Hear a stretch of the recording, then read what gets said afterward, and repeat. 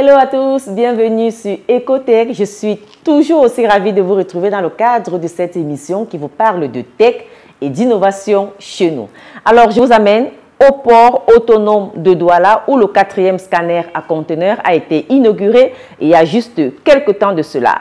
Dans Tech Astuces, je vous montre comment envoyer de l'argent d'un opérateur à un autre au Cameroun sans stress. Et en toute fin d'émission, je vous amène faire le tour de quelques informations que j'ai trouvées intéressantes à partager avec vous. Installez-vous et n'oubliez pas de vous abonner sur Téléassou, activez la cloche de notification pour ne rien manquer de l'actualité tech chaque semaine.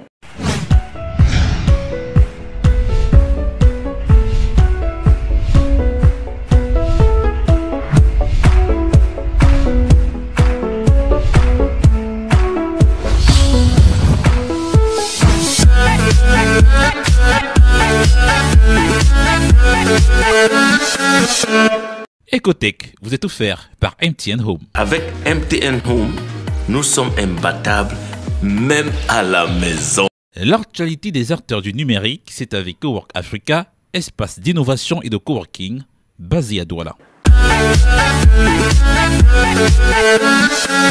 Je voulais donc annoncer, le Zoom revient sur l'inauguration du 4e scanner à conteneurs du port autonome de Douala dédié à l'exportation.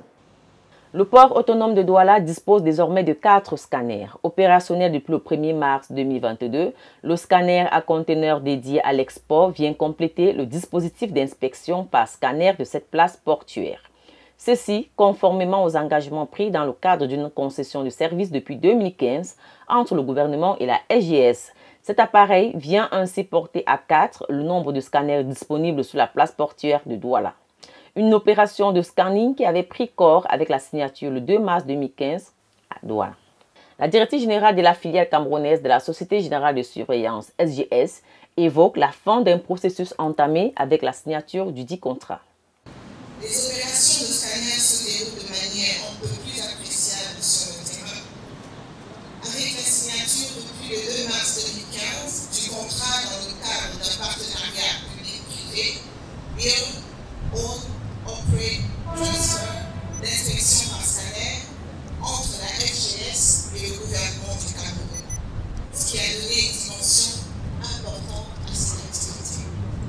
En octobre 2016, elle s'est consolidée grâce à l'installation et à la mise en service des scanners 1 et 2 pour les opérations d'importation.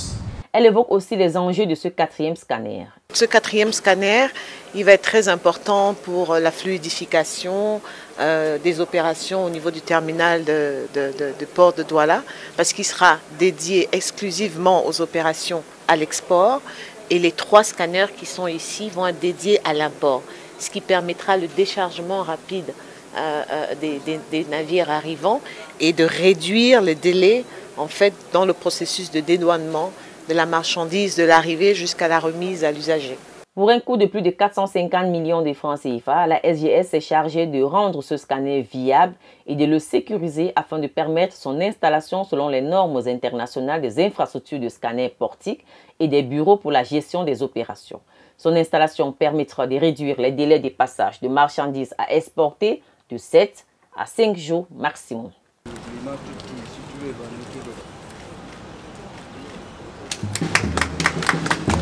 Le ministre des Finances de préciser dans son discours que des actions comme celle-ci rentrent dans la nouvelle stratégie nationale de développement SND 30.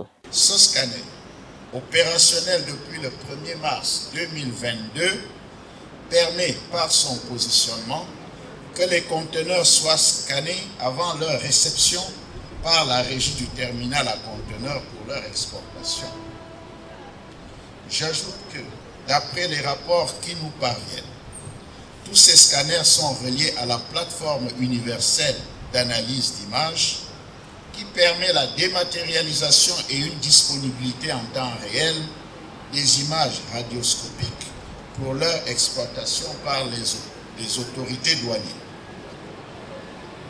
À ce jour, et de notre modeste point de vue, nous pouvons dire que ce partenariat gagnant-gagnant donne des résultats satisfaisants, que ce soit en termes de facilitation, de sécurité et d'accroissement des recettes douanières. Cependant, nous ne saurions dormir sur ces lauriers car les défis restent importants.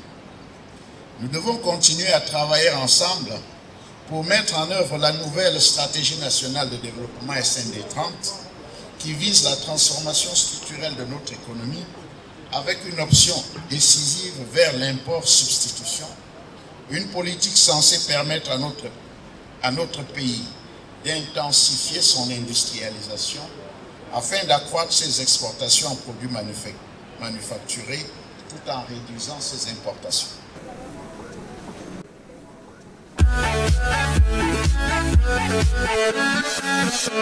C'est la minute MTN Home et c'est l'Internet à domicile moins cher de MTN Cameroun. Je partage avec vous une information aujourd'hui pour vous dire que jusqu'à 8 personnes peuvent se connecter à votre box MTN. Alors, si vous ne le saviez pas, désormais, vous avez l'information.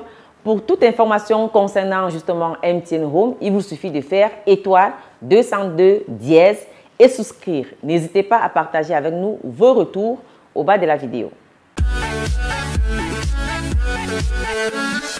Alors, je l'ai promis à de nombreux internautes et abonnés de Téléasou parce qu'il y a certains qui ne savent pas comment faire pour envoyer de l'argent d'un opérateur de paiement mobile à un autre alors que cela existe bel et bien au Cameroun. Aujourd'hui, j'ai donc décidé de tenir ma promesse. Voyez comment il faut faire. On va commencer par MTN Mobile Money à un autre opérateur. Vous faites étoile 126 dièse. Vous faites transfert d'argent, vous choisissez le 1, transfert d'argent. Et il y a 3 options qui s'offrent à vous, vers numéro MTN, vers autre opérateur, vers client sans compte. Beaucoup de gens font l'erreur de choisir l'option 3, vers client sans compte. Ce n'est surtout pas ce qu'il faut faire. Il faut choisir l'option 2, vers autre opérateur. Et là, vous avez les pays, le Cameroun, le Gabon, Congo, Brazzaville. Vous choisissez le Cameroun pour le cas d'espèce, par exemple. Et là, vous avez des différents services, Orange Money, CBC Wallet, Express Union. Là, on va prendre Orange Money pour le cas de cet exemple. Et vous entrez le numéro auquel vous voulez envoyer l'argent. Le montant, vous entrez le montant. La référence, on va mettre aide. Voilà, et là, vous entrez votre code et vous voyez... Ça va vous couper 310 francs, comme vous pouvez le lire à l'écran. C'est un peu, disons, la conséquence de faire les transferts d'un opérateur à un autre. Les coûts sont plutôt élevés comparé à lorsque vous faites la transaction vers le même opérateur. 310 francs quand même. En temps normal, 5000 francs CFA ne vous coûte pas autant. Donc, la transaction est en cours et si elle marche, vous allez recevoir un SMS. Voilà. J'ai reçu le SMS. Qui dit que, du numéro Orange, qui dit vous avez reçu avec succès 5000 francs CFA.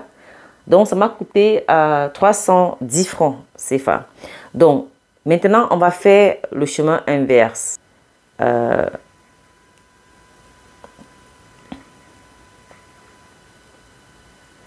Pareil, hein, transfert d'argent. Vous avez plusieurs options.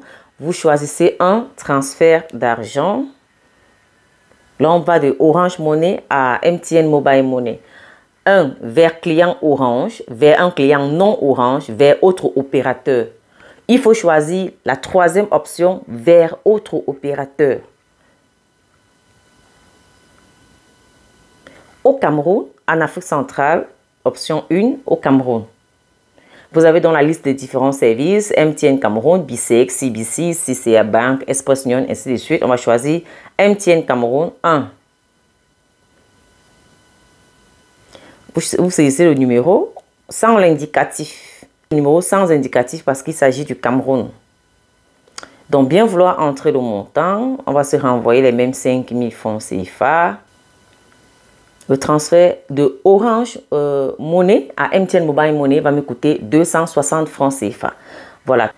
Voilà, vous voyez, je reçois le message qui dit transfert de 5000 francs. Voilà, effectué avec succès. Vous recevrez un message de confirmation. Voilà. Donc, comme vous avez pu le constater, ce service, il marche plutôt bien. J'ai quand même pu relever 2 limites que je partage avec vous. Premièrement, il s'agit du coût plutôt élevé des frais de transaction. Si vous envoyez 5 000 francs CFA d'un opérateur, du même opérateur, c'est-à-dire un mobile money à un autre compte au mobile money, vous ne payerez que 100 francs. Mais dans le cas d'espèce, vous l'avez vu, la transaction de mobile money à OM vous coûtera 310 francs et dans l'inverse, 260 francs CFA. Ça fait à peu près 3 fois et 2 fois et demi le prix de la transaction vers un même opérateur. La deuxième chose que j'ai remarqué, c'est qu'il faut être très prudent et attentif lorsque vous faites la transaction d'un opérateur à un autre, simplement parce que le nom ne s'affiche pas, le nom de la personne à qui vous envoyez de l'argent. Donc, du coup, vous ne pouvez pas vérifier si vous vous êtes trompé ou non. Alors, vigilance. J'espère que cette astuce vous a aidé et que désormais, vous pourrez envoyer, si vous êtes dans la nécessité, de l'argent d'un compte mobile money à un compte OM ou à tout autre service sans souci.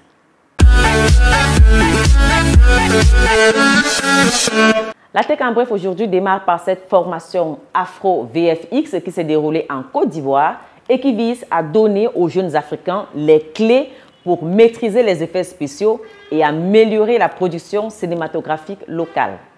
Le but était de se former donc à la création de tout type d'images sophistiquées par ordinateur pour le cinéma. Il s'agit avant tout de faire éclore le talent de ces jeunes et leur donner les clés pour se jeter à l'eau. Plusieurs d'entre eux n'ont pas manqué de partager leurs préoccupations. Alors tout à l'heure dans votre présentation, vous avez dit que pour faire du VFX, il y a une partie qu'on filme et il y a une partie qu'on crée. Est-ce que ça veut dire qu'on doit avoir une petite base en 3D pour pouvoir faire du VFX? Ça, c'est ma première question. La deuxième question, c'est par rapport à votre école.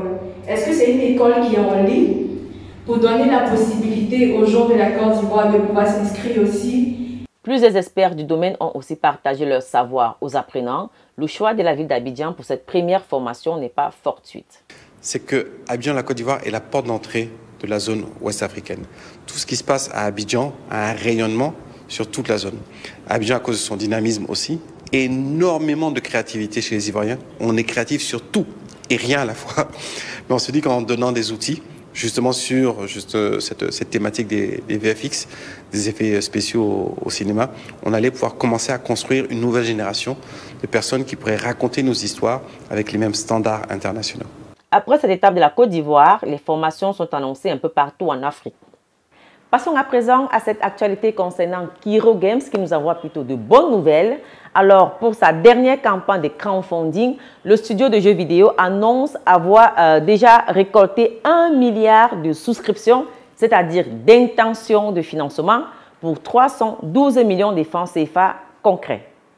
Au total, ce sont 431 investisseurs qui ont déjà concrétisé leur intention d'investir en injectant un total de 312 millions de francs CFA.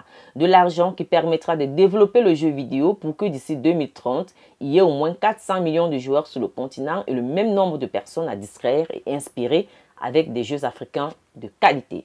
Merci à vous tous une fois de plus d'avoir regardé cette édition de Ecotech. N'hésitez pas à nous contacter pour nous parler de vos projets. Nous serons très ravis de les présenter. Il suffit de nous écrire au numéro WhatsApp qui s'affiche sur votre écran ou même à l'adresse mail. Et nous sommes aussi présents sur les réseaux sociaux.